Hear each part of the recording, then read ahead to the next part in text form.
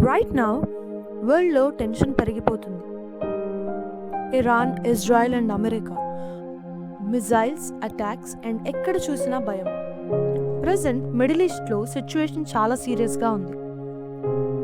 Iran, Israel and America మధ్య పెద్ద military conflict start అయింది. వీటన్నిటి వల్ల మిడిల్ ఈస్ట్లో చాలా కంట్రీస్ ఎయిర్ స్పేస్ క్లోజ్ చేశాయి, ఫ్లైట్స్ క్యాన్సిల్ అయ్యాయి.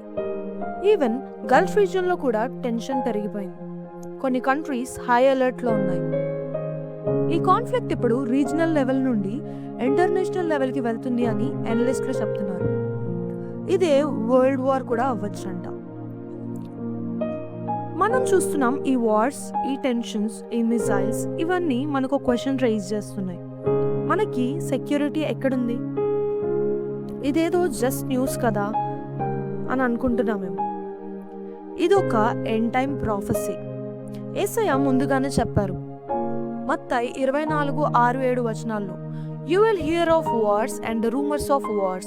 Nation will rise against nation" అని. జనముల మీదకి జనములు, రాజ్యముల మీదకి రాజ్యములు లేస్తాయి అని ముందుగానే హెచ్చరించాడు మన యేసయ్య. ఇవన్నీ సమయం చాలా తక్కువగా ఉంది, the time is running out అని తెలియజేస్తున్నాయి. బట్ మన హార్ట్ అండ్ మన జీవితం యేసయ్యను ఎదుర్కోవడానికి రెడీగా ఉందా? ఆర్ ఇంకా టైం ఉంది అని అనుకుంటున్నామా? రేపటికి గ్యారంటీ లేని ఆవిరి వంటి జీవితాలు మనవి.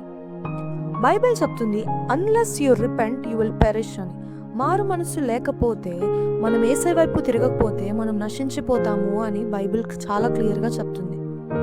ఇదేదో భయం క్రియేట్ చేయడానికి కాదు, ఇదే రియాలిటీ. యేసయ్య ఈ లోకానికి వచ్చి మన పాపాల కొరకు ఆయన రక్తం కార్చి ప్రాణం పెట్టి మృత్యుంజయుడై తిరిగి లేచాడు అనేది ఎంతైతే నిజమో, ఆయన తిరిగి రాబోతున్నాడు మేఘారూఢుడై మధ్యాకాశానికి అనేది కూడా అంతే నిజం.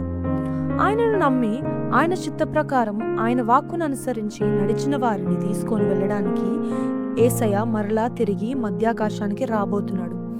కాబట్టి ఆయన వైపు తిరుగుదాం, ఆయన చూద్దాం. ఆయన మరలా తిరిగి రాబోతుండగా మరి మనం సిద్ధంగా ఉన్నామా? Are we ready to meet Jesus? మనల్ని మనం పరిశీలించుకుందాం. షలోమ్.